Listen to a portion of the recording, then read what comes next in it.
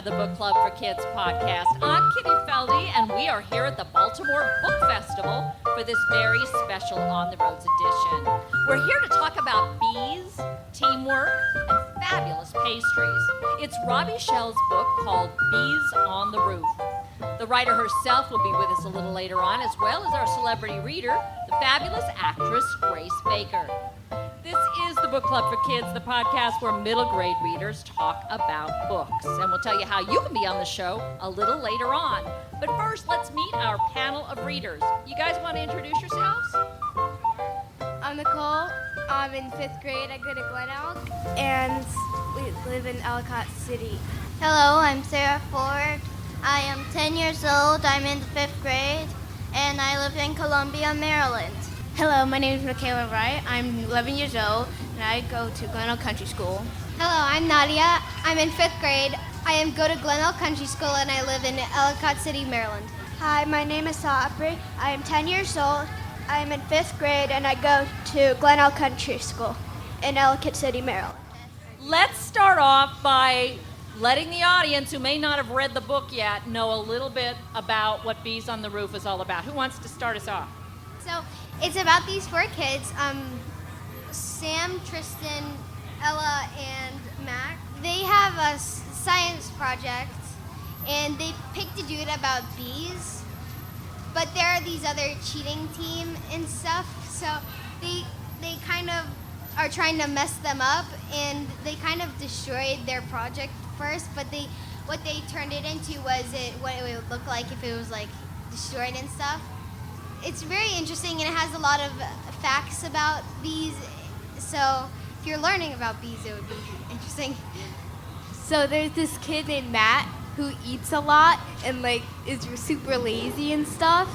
But there's this other kid, Tristan, who's really smart and is always on top of things. And then there's Ella, who's smart and stuff. And then there's Sam, who's the leader that tries to keep things in check, sort of. There's other people that are involved in it, like Sam's dad. Where does Sam live? He lives in New York. He lives on the 16th floor of a hotel with a restaurant called Bella Vista, where his dad is a head pastry chef. Well, let's talk a little bit about the science project itself then. So they're doing bees. What are they doing with bees? Why did they pick bees? Go ahead, Michaela. The colony collapse disorder. And what is that? Bees are dying each year by, it starts with it by hive beetles, paramites. I think that's what they're called, paramites. Aubrey, you got your hand up? Yeah. So colony collapse disorder is the bees are just, they don't know why, but they're just dying off by the millions each year. And it's a tragedy because if we lose bees, then we'll lose a third of our crops. Well, New York City isn't exactly the best place, I would think, to have a bee colony. What are they doing with these bees? So they're trying to make honey, so what they're doing is they're setting up this whole kind of bee central thing on the roof. So they got a bunch of bee kits with hives, and they're ordering bees, and they're going to try to make honey. And not only to win the science project, but to kind of boost their restaurant because the restaurant is losing business. How well do these guys work as a team?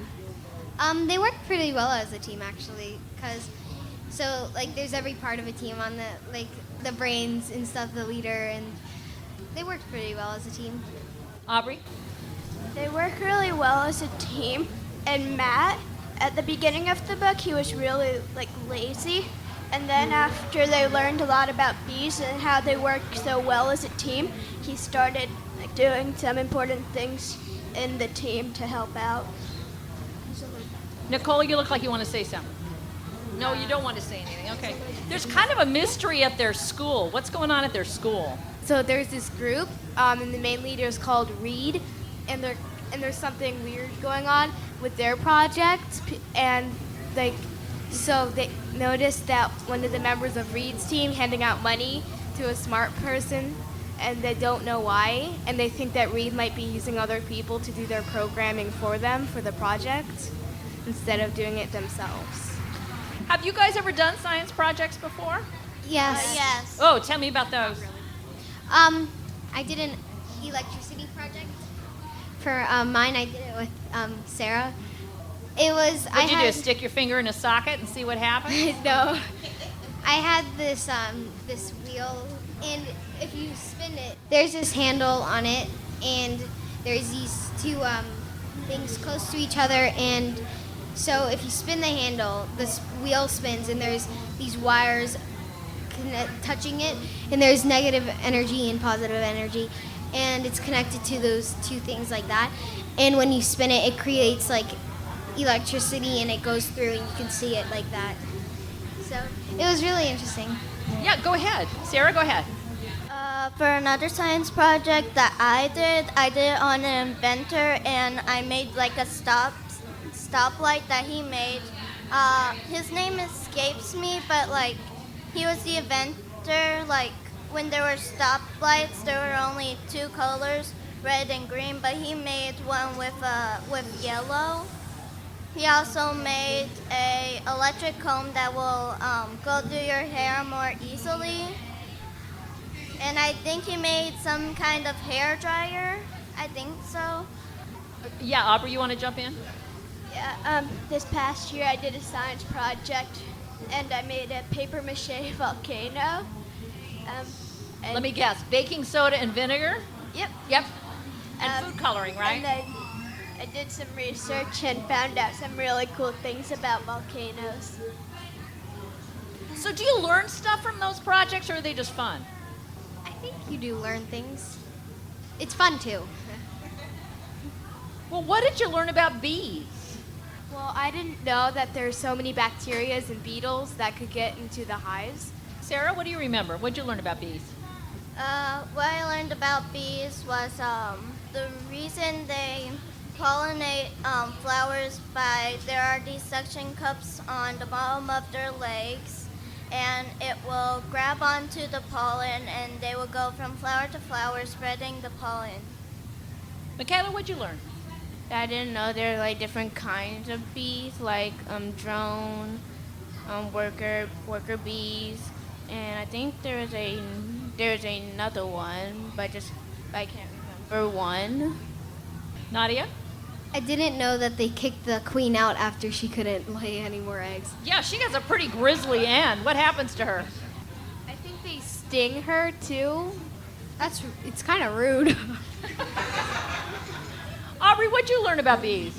I learned that once they come back from their nectar thingy, from getting nectar, they do a waggle dance where they do this dance type thing in different directions to point other bees in directions where the nectar is. What a cool way to communicate. Can you imagine trying to have no words and try to communicate to each other something just by dancing around? That would be really hard. I would ask you to do it, but this is radio and you don't have to, nobody be able to see it. Well, let's do this, because probably a lot of people in this audience haven't read the book yet. Maybe we should hear a little bit from the book. So let's bring up our celebrity reader. Grace Baker has appeared on stage in Washington, D.C. She's a UMass Amherst grad who's trained at the Powerhouse Theater. Grace Baker, come on up here and give us a reading.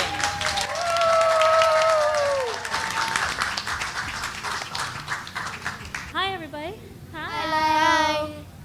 Drops of sweat gathered on Sam's forehead, Just if they can. threatening to roll off onto the small hive boxes sitting on the meadow's roof. There are living things in there, he thought, and they're waiting for us to open the doors and set them free, or at least move them into their new homes. Sam pointed to the hats, veils, coveralls, and gloves delivered to Bella Vista the day before. The team suited up and stood quietly, reverently, before the boxes. "This is amazing," Tristan said, almost in a whisper. "We are about to become home to 80,000 bees who will fly out and pollinate thousands of plants just the way they've been doing almost since the beginning of time. We will witness the life's work of one of the most sophisticated social and communication systems that nature has devised to sustain living things on this earth. It's incredible. We're actually going to be real beekeepers." The rest of the B team stared at Tristan. Matt finally broke the silence. Yeah, it's amazing. Are you done with the Gettysburg Address? Can we get on to the bees? What do we do first? Tristan pulled out a notebook. Are the hives facing south? Yes. Did the bricks we got raise them high enough off the ground? Yes. Do we have the water feeders for them? Yes. Are we terrified? Yes.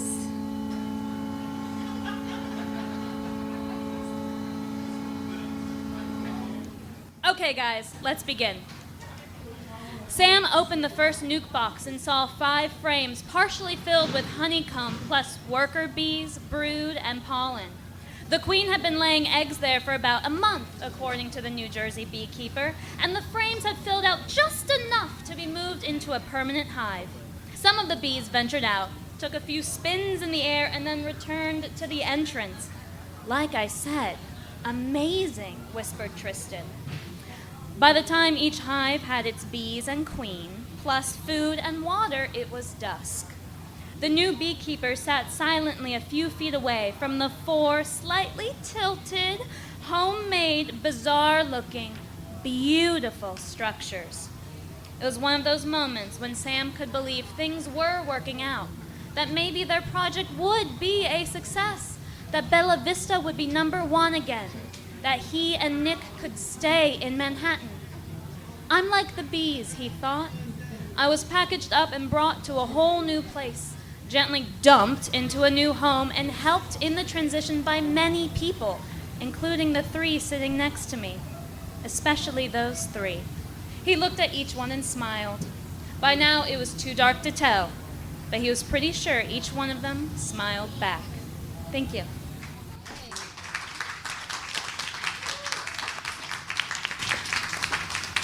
Good job, Grace. Thank you so much. By the way, we are here at the Enoch Pratt Free Library stage. They were kind enough to invite us, so we want to thank them as well. Can we please have a round of applause for our favorite Baltimore library? So talk to me a little bit about the cheating that's going on in this book. Who's cheating? Go ahead. Who is that? It's Aubrey? Go for it. Oh, and then you can jump in too, Nadia. So there's this other team in the science competition, and their team name is Robots Are Us. I forget the names of the people that are in it. And they're cheating by the day before their first presentation. The Robots Are Us team destroyed the B team's presentation, and they paid money to this college programmer student to do all their programming for them. So they had no idea how it worked or anything. Michaela, what do you think about cheating? I mean, is it prevalent on campus? In other words, does it happen all the time at your school, do you think? Do you see kids cheating all the time at school, or is it kind of a rare thing? Is it kind of a thing that people just put in books? Cheating happens a lot in games. I think it was bench ball, a game that we play. Do kids cheat in the classroom that you've noticed? Sometimes they do. Once I was in French, and there was a paper in the desk with the words of a test on it. I guess that's an example. Sarah, have you seen kids cheating at school? Yeah, some kids, like when we had our state tests, one of the kids had a map of the states inside of his desk and would lean back to look at it once in a while. Did he get caught? Yeah. What happened? He got in trouble. Nicole, have you seen anybody cheating at school? Well, sure, in games a lot, people know what they're about to pick, or in Foursquare, they negotiate their way. So Wait a minute, how do you negotiate your way in Foursquare? They make their way, they try to persuade the judge to not get them out, or to try to give them a redo or whatever, so they don't have to get out. Is it like in baseball where they appeal to the, they have an umpire team in New York and they're reviewing the videotape and then the committee decides whether or not it's good or not? But I haven't really seen it in the classrooms. Well, how does it make you feel when kids cheat? I mean, are you one to... I used to be called a tattletale because when I was in Girl Scouts and summer camp, there were some of the other girls telling dirty jokes, and I told on them, and I thought I was doing the right thing, but I got called tattletale the rest of the summer camp. I mean, do you guys tell when somebody's cheating, or do you just wait for somebody else to do it? Or Valerie, what about you? We haven't heard from you yet. Well, I've seen other people cheat in other classes, but not in homeroom. Like Aubrey said, in some games in physical education, we see some people trying to make their teams win by cheating and not doing the right thing. There's a lot of pressure on these kids in this book, it seems to me. Did you guys find that, or is this pretty much what you guys experience in school? Sometimes, like on tests, maybe we might feel a little bit of pressure here and there to like get a good score on it, but usually kids don't get that pressured from things. I think Sam was kind of pressured because he had to, like, he loaned all this money from his dad and his dad's boss. So he had to, like, pay it all back and win the science competition and make enough honey to save the restaurant. So, kind of adds up. I think there was a lot of pressure on the team, especially in the end, in the finals, because if they won, they could go to Washington, D.C., and I think they could see the president, and they could spend a weekend in Washington, D.C. if they won. When there's pressure on a character in a book, does that make you feel that in your stomach also? Sometimes it does, but not always. Like, in this book, I felt like a little nervous before they announced the winner. I was like, oh my gosh, are they gonna win? Yeah. Yeah, I do feel the same way. Like, sometimes when there's something bad happens, I feel like it's like very, it's kind of hard to wait and see what happens. But sometimes when I'm reading a book and stuff are like really serious and tense, I feel like, I can't continue, or I feel like I can't continue or something.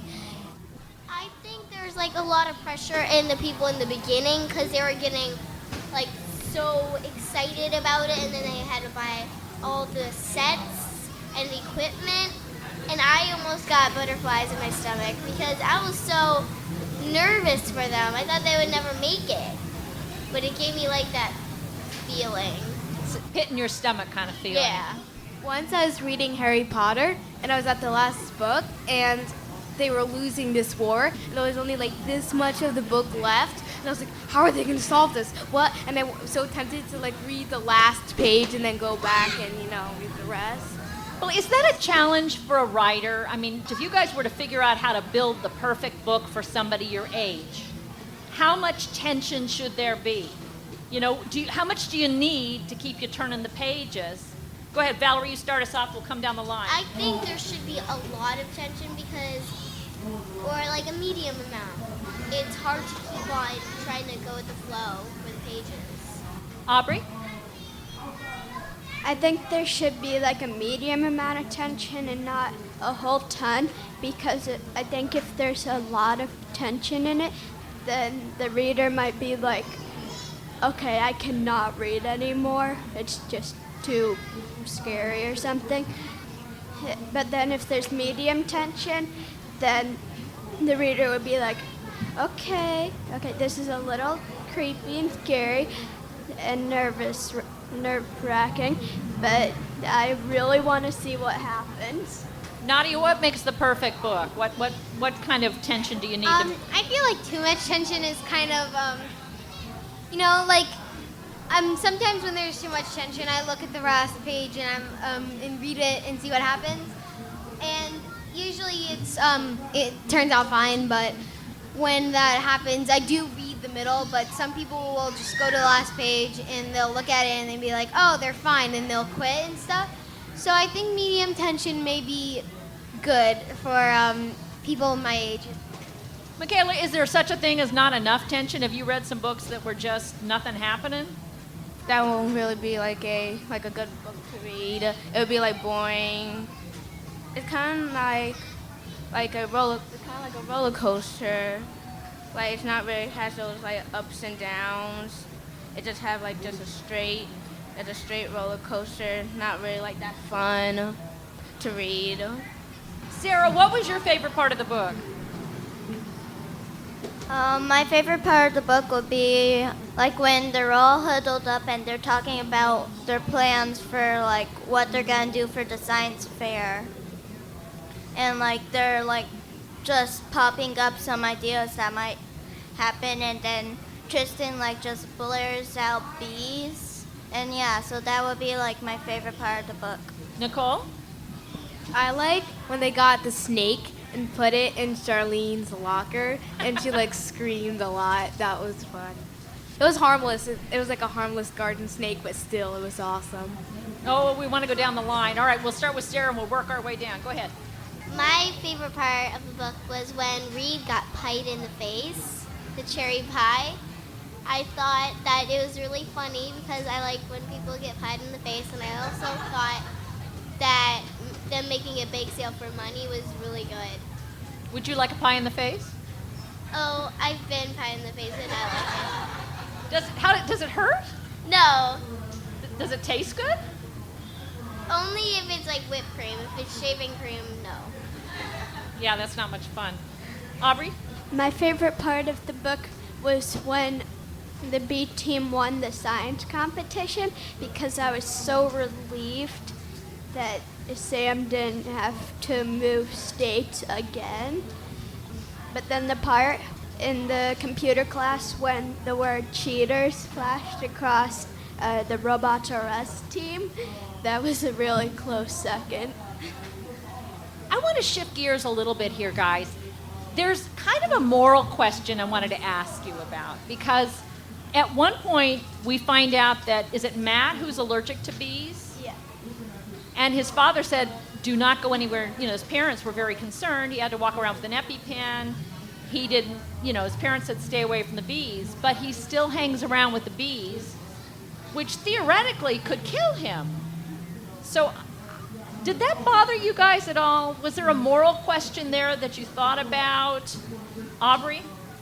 When Matt got stung by a bee and then he had to go to the hospital, but then he still went up to the roof to see the bees, I was just like so nervous because he could be stung by a bee again and have to go to the hospital again. So it bothered you? Yeah.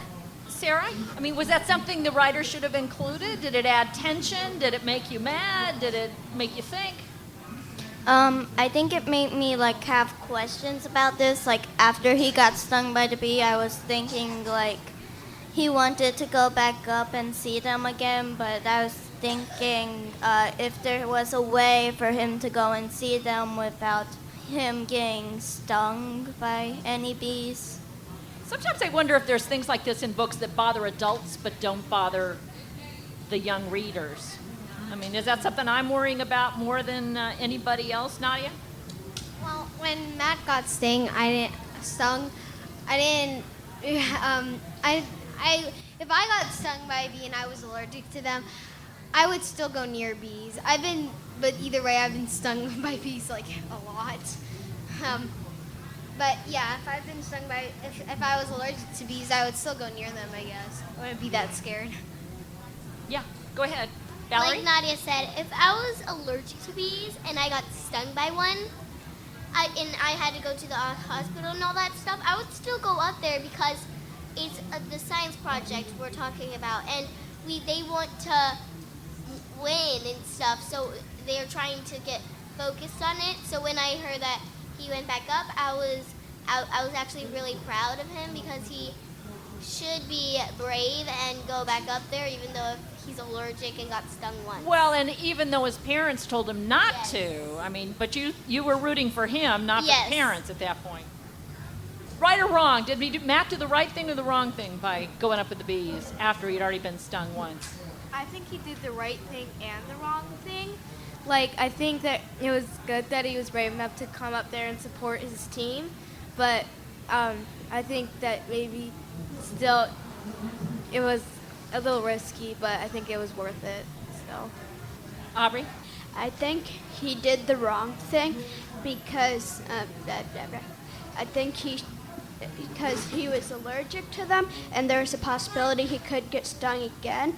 I thought he should just do more research and let the others do the bees, and if he really wanted to see what was happening, the others could take a video and show it to him. So I think he really did the wrong thing. Sarah? I think that he did the right thing because, like, even though he got stung by a bee and went to the hospital, he still had the courage to go back up there, even though there was still a possible chance that he could have got stung again. Tell you what, let's bring our author up here, and we will introduce her to you, and we will let you ask the questions. Robbie Shell used to write about business for the Wall Street Journal and other places. Bees on the Roof is her first kids' book. She has never been stung. Let's have a round of applause for Robbie Shell. I'll trade you. I'll take that, and you can have that one. Are you planning on writing any more books about honeybees or just bees in general? You know, I'm actually not. I think I poured every single fact that I know about honeybees into that book. The only other insect societies that are as interesting as bees are ants and termites in terms of their social structure, and I'm just not that interested in ants and termites. So I think that's it. Okay. Why did you think about writing about bees? It's a great question. My brother is a backyard beekeeper, and he gave me some honey from one of his hives, and it was so good that I thought I would research all these little insects. And once I started researching them, they are so interesting. The waggle dance that one of you mentioned, their navigation systems, their communication systems, the way they make honey, it's almost a miracle that they can do this. And the more you research them, the more you get into it and think, I've got to share this knowledge. And then I read about colony collapse disorder, which is killing literally millions of bees every year around the world. And I thought, I'm going to put that into the book and try and get people to pay more attention to this disaster that's happening. What made you think of New York and about like the roof and stuff and the plot of the story and stuff? Well, when I was younger, I worked in a pastry shop, so I wanted to get a pastry chef into the book. My husband and I traveled to Manhattan a lot because our two sons have lived there. We stay in a wonderful hotel that we like that has a roof garden, and I thought, why not? Manhattan, the kids could explore the city, they could be independent, and it has kind of a universal appeal, I think, having a big 5-star hotel and a 5-star restaurant in one of the biggest cities in the world. I do want to say something, though, because we talked at length about whether it was right for Matt to go back around bees when he was clearly allergic to them. I gave this book before it was published to some beekeepers in California to read. They called me and they were absolutely furious that I had Matt get stung by a bee and be allergic. They said, could you have him break his arm instead? And I said, no, I can't. This is a plot element. Their point was that if you tell kids that they can get a very bad allergic reaction to bees, that they will never become beekeepers. And my response was, I'm doing a public service here. People should know that they can be allergic to bees. And if they know that, if they get tested for it, if they have any reason to think this is true, they would carry these EpiPens that cost something like $4 million now to carry around with them. So that was the response I got. But I felt that I was actually doing the right thing by pointing this out. And I thought, like some of you did, that he actually was okay going back to the bees. He had so much protective clothing on him that nothing was going to penetrate, get into his skin. Sarah, you had a question? Oh, yes. Have you ever been a beekeeper before? You know, I haven't. I think it's too much work. If you want to be backyard beekeepers, you can actually choose. You can take the lazy route, just get the hives, get the bees, and see how they do pretty much by themselves. Or you can really pay a lot of attention to them. You can try and keep away the varroa mites, which one of you was referring to, the small hive beetles. You can treat them with non-chemical preventives. You can feed them. you can help them swarm. There's a lot you can do to increase the amount of honey that you get from them.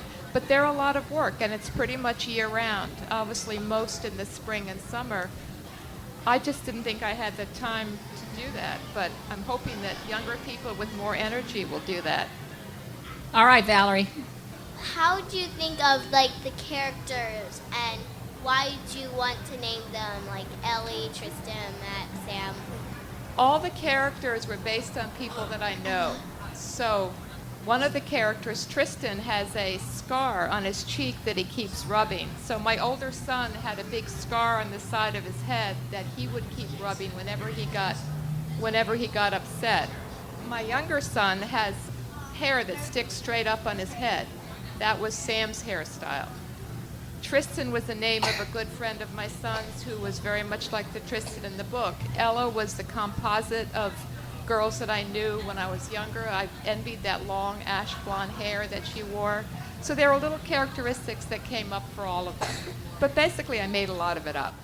All right, then you get to ask the very last question, Nicole. Why did you name the restaurant Bella Vista? Well, I like Italian food. I tried to come up with a name that had never been used before, and believe it or not, every time I came up with a name, I would Google it, and there would be a restaurant somewhere in the world named that. So I just finally found this one and stuck with it. Well, let's have a big round of applause for Robbie Shell.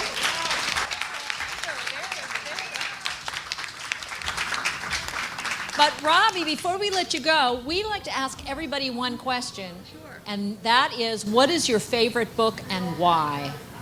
One you've never heard of called The Westing Game, W-E-S-T-I-N-G, you know that one. It's an unbelievable book. It was the only book written by this, children's book written by this author. Adults would love it. Second book is Carl Hyacint's children's book called Hoot. All right. Well, thank you again. Let's have a big round of applause.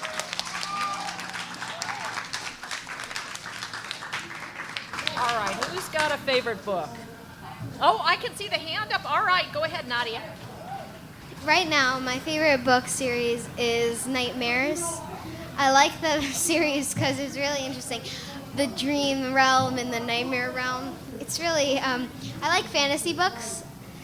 Yeah. Do they keep you up at night? That's the key question. Yeah, it does. Oh, okay, all right. Who else has got a favorite book? Valerie? One of my favorite series of books is called The Land of Stories. It has lots of action and adventure in it, and it has one of the books has my favorite show in it, Alice Through the Looking Glass. There's like cards and the Red Queen. Who else has got a favorite book? Michaela? My favorite book is President of the whole 5th grade. Do you want to be class president? No. So that's not it. What is it about the book? Brianna, she learned about the importance of friendship and honesty. Sarah? My favorite book would be the book Amulet because it's about a whole mystical world that's like right next to ours. It's about a girl who finds a magic amulet and goes through this door, and now she's stuck in a dimension. But why do you like it? Do you just like fantasy books in general? Pretty much, yeah. Yeah, makes sense. Nicole, favorite book? I like the book Apothecary. I like it because it's about these two regular kids that act independently and then team up with the grown-ups to try to basically save the world. Aubrey? My favorite book is Harry Potter, book number 2, which is The Chamber of Secrets. And I really like it because Harry risks his life to go into the Chamber of Secrets and stop Voldemort from ending his school, Hogwarts, forever. And if Hogwarts ended, then it would be the end of the series. Grace, let's get you up here and get your favorite book. Where are you? What's your favorite book? I'm going to have to say the Narnia series, just because I was so lucky my mom read me all of those books growing up, all of them out loud. And then I went to college and I took a class and learned that it's all about religion. But honestly, I just loved it because a lion could talk. So I was all about it. If you have a favorite book and you want to be on the book club for kids, All you have to do if you're a little person is have your mom, your teacher, or your librarian send us an email to kitty, K-I-T-T-Y, at bookclubforkids.org, and we will send you the easy instructions, and then you can be on a future Book Club for Kids podcast. That's kitty at bookclubforkids.org. And if you are looking for good book suggestions, we've got tons of them on the website, bookclubforkids.org. We want to say thanks this week to Jonathan Jensen, who composed and performed our music, and Tracy Diamond here at the Enoch Pratt Free Library stage for inviting us to participate at the Baltimore Book Festival. Let's say thanks as well to our writer, Robbie Shell, and our celebrity reader, Gracie Baker. And to our fabulous readers this week, Aubrey, Michaela, Nadia, Nicole, Sarah, and Valerie from the Girlfriends Book Club here in Baltimore. You can subscribe to the Book Club for Kids on iTunes, and you'll never miss an episode. And please help us spread the word about the show to all of your friends, your teachers, librarians, and any other kids you know who love reading. I'm Kitty Feldy. Thanks again for listening.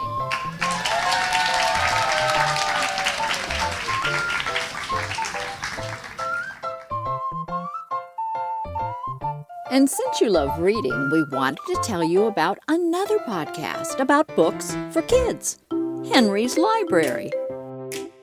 Hey listeners, welcome. I'm Jackie Duget, and I have exciting news to tell you. Your parents may have heard of me because I'm the host of a podcast for parents called What is Black. But I didn't want to leave you all out, so I decided to create a new podcast just for you. So let me tell you all about it. Did you know you can find magic in books? Well, if I've piqued your curiosity, keep listening to learn more about our upcoming podcast. From the creator of What is Black comes our newest podcast series for kids, Henry's Library. Henry, our hero, loves to read and explore the world around him with his pet friends Dog, Bear, Curry, and Birdie. With their feather bookmark that magically brings books to life, they use books to help find answers to questions and learn about interesting topics. So join us for Henry and his friends' adventures and the magic they find in reading books. And speaking of podcasts, have you checked out the Fina Mendoza Mysteries yet? Season 2 is underway, and our latest episode involves a bit of a fight between Fina's older sister Gabby and Abuelita over dress code and a dance. That's the Fina Mendoza Mysteries, wherever you get your podcasts.